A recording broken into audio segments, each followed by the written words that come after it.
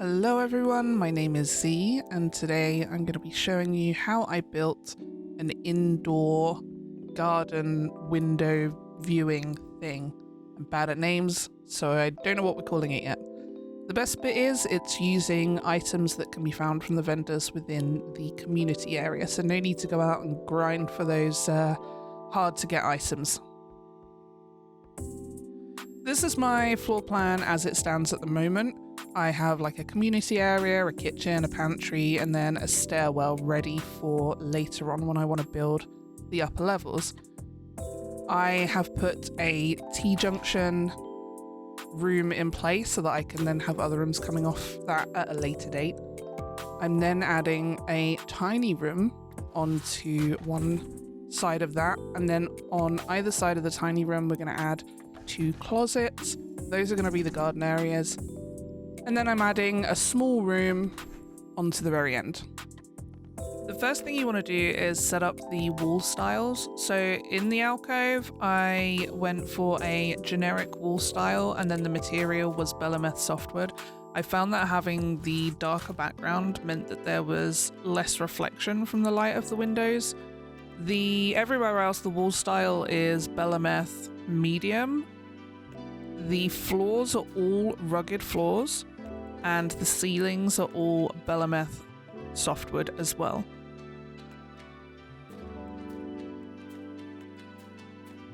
Okay, now everything is set how we would like it. We are going to need 4 Goldshire windows. I have dyed mine with Timbermore brown dye already, just to fit in with how I wanted them to look. But we're going to need 4 of them, 2 for each side. You can see that when you turn them around, you can actually see through them, which is kind of interesting. We're then also going to need 4 of the Bel'Amath pillars, the round pillars, 2 for each side. And then the last thing we need is the Bal'Ameth Beam platform, and you only need 1 of those for each side.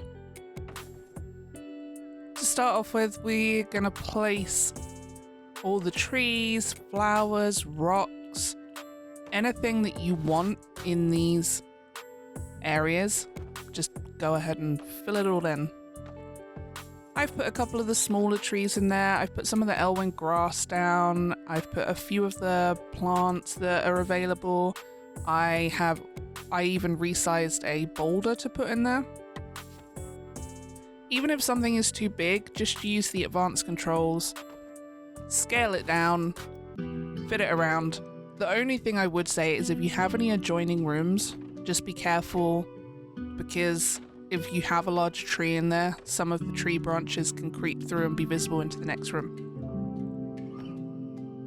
It's not the largest space to play around with, but I found that you didn't really need to worry about covering up the back wall.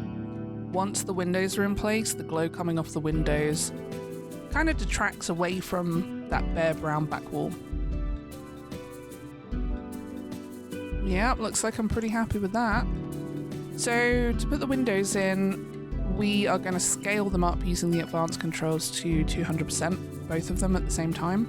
It's another reason why I like to get everything out in one go, so you can do all the scaling of the pieces that you need just one time. I set these, the middle are going to overlap a little, so I set it so that the overlapping point is midway under the arch. There's going to be a gap to either side and the top, but this is where the pillars come in and eventually the beam. The pillars you will need to adjust using the advanced controls again, because they tend not to sit flat on the floor first go. So I put them roughly in place, and then I use the advanced controls with the arrow keys just to shuffle them around a little bit.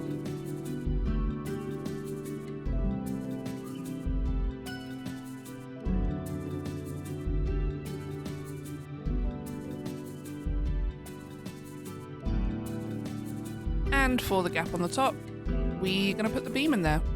You can lift it into place and place that one pretty easily, but you may notice that it will stick through the archway decoration, so advanced control time again. You're going to select it and just push it back a couple of spaces until it disappears. and the gap is nicely blocked up and you're not seeing it through that wonderful arch decoration. And now you've got it, one side is complete. As I mentioned, the glow from the Goldshire Windows is pointing outwards rather than inwards, and it really gives the garden area that kind of night elf feel. At least I think it does.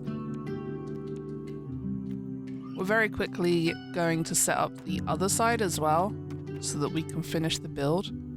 And I can come back to this later if I want to. I could just remove one of the window panels, change what I need to change, and then put the panel back in place. And then same thing again, the two windows get scaled up, they get put into place, and then the pillars get put into place, and then finally the beam.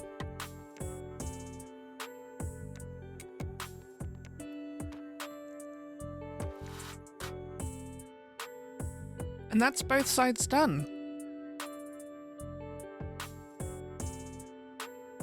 You can add decorations to the room itself if you feel like you want to. I added in this long runner style carpet.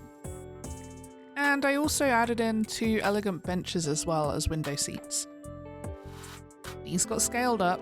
So this one I have dyed already, but I'm just scaling it up to fit in the gap quite nicely. It's always a good idea to make note of how much you scale things up if you're having matching objects, and then you can get them the exact same size. This one I tried to dye, but I was using Forsaken Plum as dye slot 1 and Duskwood as dye slot 2, and it turned out I'd run out of Forsaken Plum, so this bench isn't getting dyed, unfortunately. And that's it. I think that will be me done for now. I'm quite happy with it. I think as more items become available, or as I go around and collect more items, I may add more to it, I may not, I may leave it as it is. We will see. But this is the finished result. If you have any questions about the build, or if there's anything else you'd like to see me make, then please let me know. But thank you very much and see you next time.